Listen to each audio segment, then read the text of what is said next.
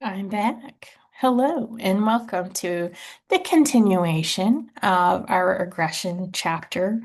Um, and let's get started with gender and aggression, which is right where we left off. I actually have in my book a note that says Yellowstone underlined. So if you were looking for another example of a culture of honor, the TV show Yellowstone, where they're raising cattle. Definitely is an extreme example of aggression in that area. So yeah. Mhm. Okay, so back to gender and aggression.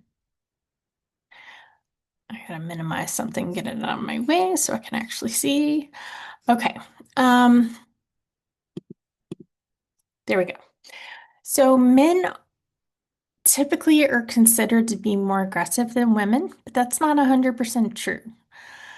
Um, Men are a bit more likely to be physically aggressive. Women are just as likely as men to be verbally aggressive, and women are slightly more likely than men to be socially aggressive. So, yeah. When women are physically aggressive, they tend to cause less physical harm, though. So the way in which they're aggressive and probably somewhat due to their strength and size. They just don't inflict as much harm. So, guys are more likely to be perpetrators of extreme violence in families and in life as well. And they do inflict more serious injuries. So, they're going to talk a bit about intimate partner violence soon, or abuse, spousal abuse, partner abuse. And with that, women sometimes do fight, or they may be the one that's abusive, but usually in those cases, they don't hurt their partner as much as guys can hurt when they fight. So, yeah. While we're on this as well, men are more likely to be serial killers. They're more likely to be mass shooters as well.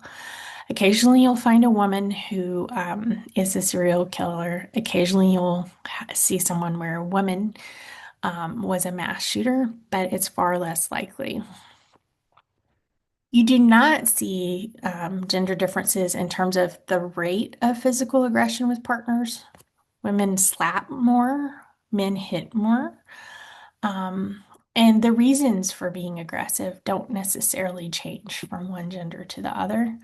Um, it can be that women are a bit more aggressive when it comes to children and um, loss of their partner, where they are left with nothing.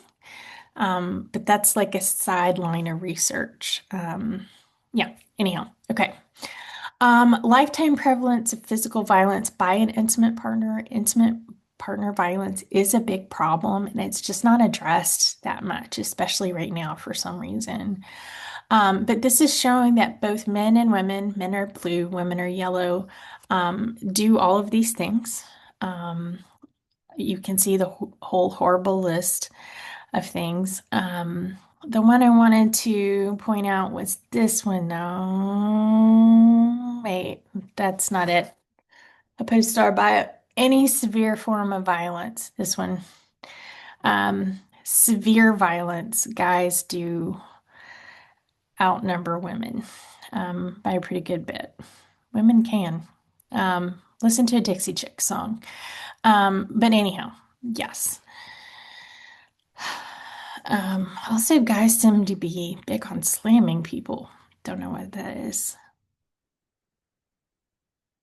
Oh, this is lifetime prevalence of physical by an intimate partner. So when they say women are the blue line, that means they're the victim. Men being, and yeah, so women being the victim and guys are committing the crime. Yellow is where men are the victim and women are committing the crime. So that's kind of confusing. But anyhow, that's what they're trying to get at. So I just think of guys being the blue, even though they say it's women being the victim. So anyhow. Okay, moving on. Gender and aggression, relational aggression. This is the same term as social aggression. Again, mean girls. So hurting people through manipulation of relationships, and leaving out, ostracizing, whatever. Women and girls are more likely to be perpetrators. Guys do it too. It's just that women do it a bit more. And online bullying, it's a thing.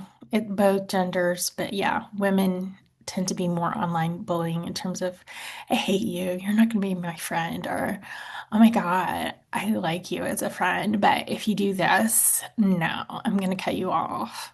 So, yes, that's all they have to say there. Um, mhm. I have never seen the movie, so I can't talk about it. I have seen Mean Girls though. All right. Perceived aggression. So, um, women are more likely to notice subtle aggression. Um, Men may have subtle aggression and not apologize for it, whereas women might apologize more. It's a long story, but basically, whether or not aggression is noticed as aggression, as labeled as such, is different between men and women. So, if someone insults you or is mean to you, guys are more likely to brush it off as long as they aren't like hitting you. When it comes to women, they feel angry and their partner may not have thought to apologize. So oftentimes women feel it more deeply, and guys kind of know it. Like they know they're being mean, but they won't apologize because they may not know it in the first place, or they know it, but they don't pay attention to it because they wouldn't apologize to their guys that they hang out with.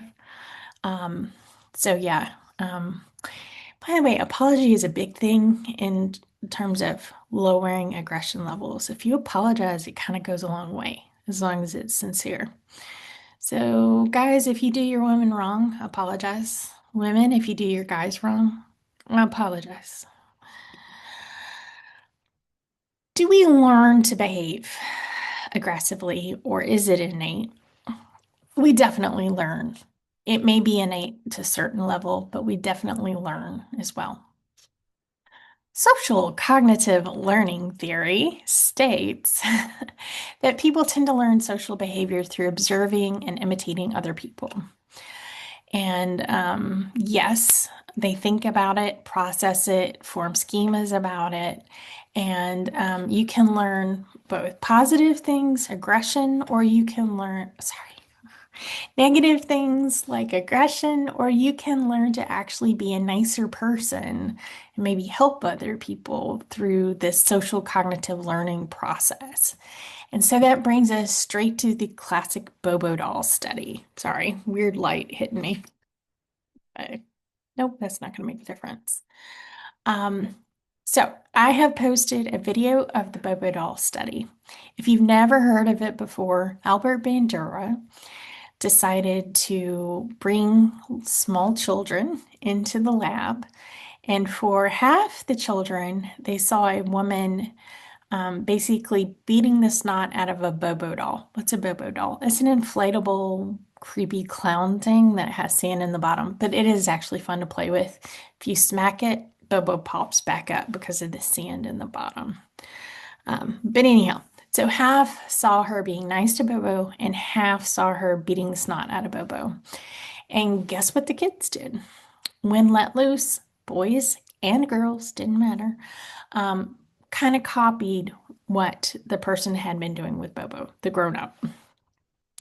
And the video is hilarious. And when you see this cute little girl in a frilly skirt, just like smacking this doll with a pan, she gets really creative and like shoots it with a cap gun and stuff. So check that out. But definitely, kids learn by watching other people. And that can be real people, but it can be media, which is a big topic a little bit later in the chapter. So here is trying to explain in terms of independent variable, dependent variable, the Bobo doll stuff. The independent variable is the child's exposure to the aggressive model. This is the grown-up who is either aggressive and knocks around this doll, or the control or positive. They actually do a positive version too, where they see the person and they're interacting with Bobo, but it's not mean. And then the dependent variable is the kid's level of aggression with Bobo when they're let loose to play with it. They found that children did imitate the adults, and they even showed extra aggressive behavior, like using creative methods that the adult had not used.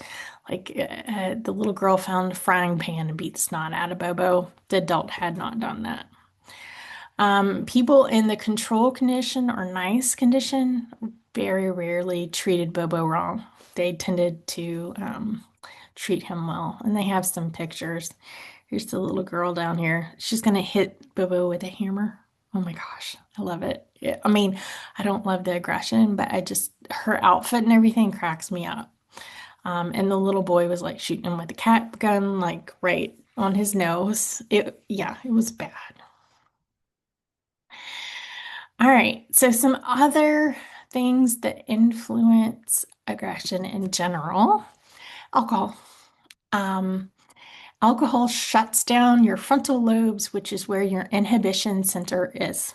And so the think drink effect. Um, you're not thinking when you're drinking, basically. Yeah. Um, Also, you don't process what people are saying as well, and you're more likely to interpret something that could potentially be insulting as insulting. So maybe someone is joking with you, but you don't pick up on that. So yeah. hmm Alcohol, bad. Get people drunk, they're going to get into more fights than if they're not drunk. Um, Being in pain absolutely increases aggression, especially when you're in intense pain, you tend to lash out. Yeah. And discomfort. When you're hot, we talked about ice cream sales and murder rate. If it's super humid and sticky, there's a lot of air pollution, things smell bad. If you're real crowded, all those things, anything discomforting, can increase aggression levels as well. They're talking about the long hot summer, and basically what they're showing is that when the temperature goes above normal, you tend to see more aggression. When it's lower than normal, it slows down, except I guess maybe this is if you're really cold, you get ticked off for a little while before you go inside. I don't know. All right. One of my favorite theories is frustration and aggression. You have to define frustration up front, though. Frustration is the feeling you have when a goal of yours is blocked. So, uh, get rid of whatever idea of frustration you have, and make sure you're thinking of this kind. So, it's the idea that frustration, which is the perception you're being prevented from attaining a goal, increases the probability of an aggressive response. Um, Someone cutting you off in traffic is making you slower to get to where you want to go. That is definitely frustrating and it's happening more and more. Also, just having traffic in general, like lots of traffic, keeps you from getting to where you're trying to go. So, road rage is definitely a thing. It's aggression with cars, um, yelling, and so on and so forth. Your frustration level increases when you're closer to your goal. So, theoretically, there's a place in Charlotte where 485 merges with 85. and it goes from 3 lanes to 1 lane, and every time there's traffic there.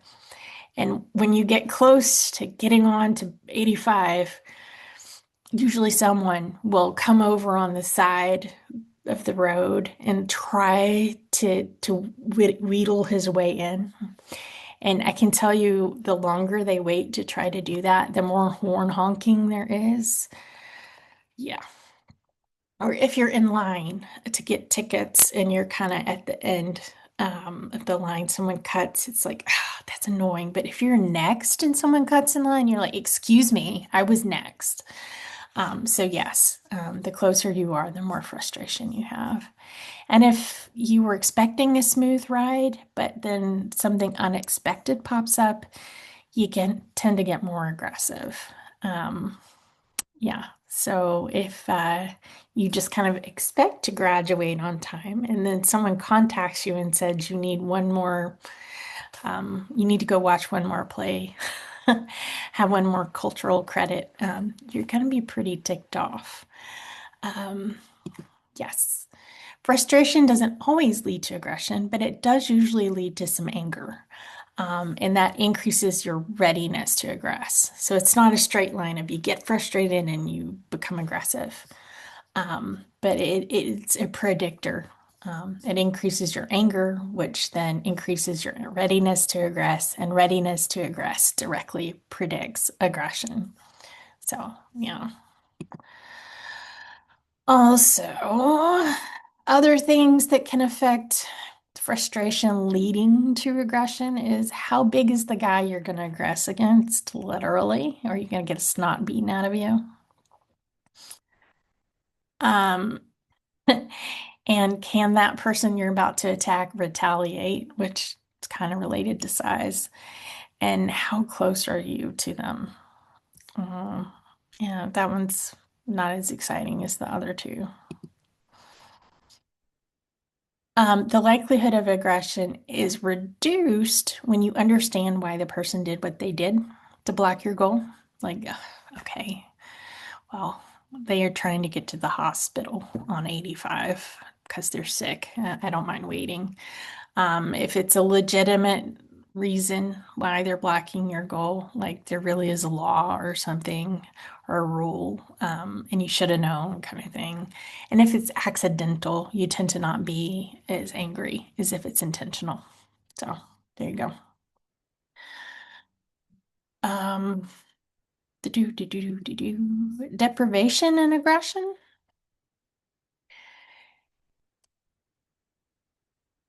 I don't really like this section just because I don't really think of it the same way the book thinks of it, but um, there is something to this relative deprivation.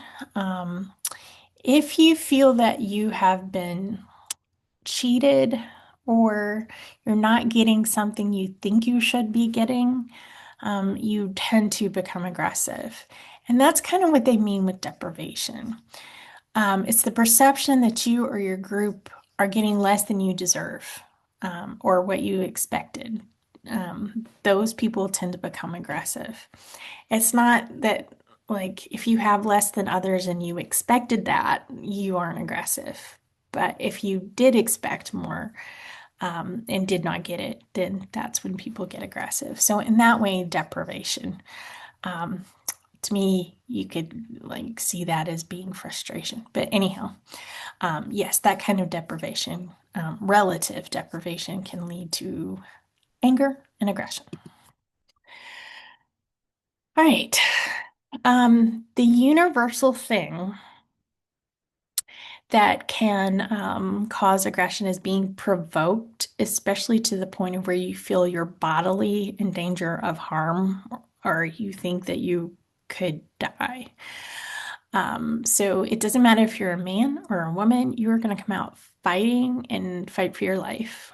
Um, what they are talking about is when people are trying to pick a fight with you, there is a tendency to aggress back, that kind of provocation as well.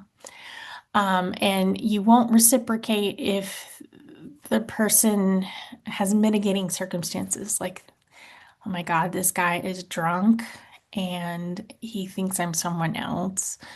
But if you were really in danger, you would. So yeah, this is like provocation of someone trying to pick a fight. If you're really provoked and you're in danger, you'll aggress.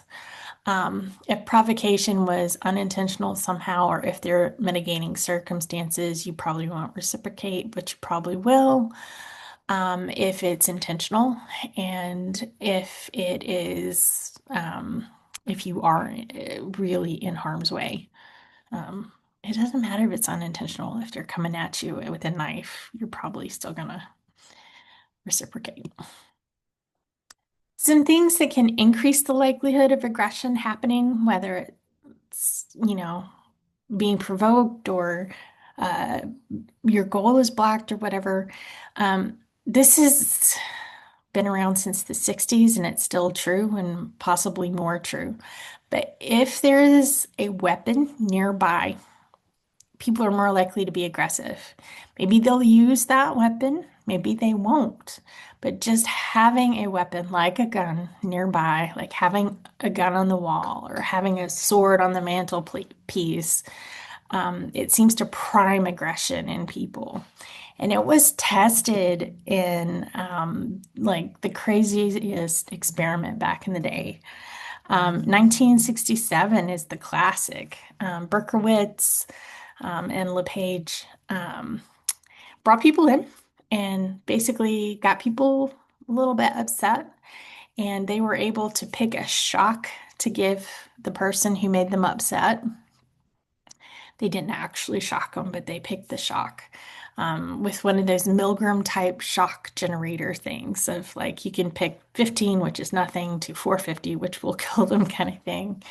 And the only thing that differed for people, the manipulated variable, was there was actually a gun in the room with them laying on a table. It had been explained as being left over from another experiment. Or instead of having a gun in the room, they left a badminton racket in the room where you could see it, which is not really the scariest thing ever. And they found that people were more likely to increase the duration of those shocks and have higher levels of shocks when there was a gun in the room. Everyone had been ticked off equally. The same insult was given to everybody. But if there was a gun in the room, people were more likely to respond with more aggression. Yep. Okay. This next topic in your slideshow is pretty intense, and then it goes over into media and the violence in the media. So I am going to stop this video here and do a part 3 in a minute. I hope everyone's doing well. I'll see you in a little bit. Bye.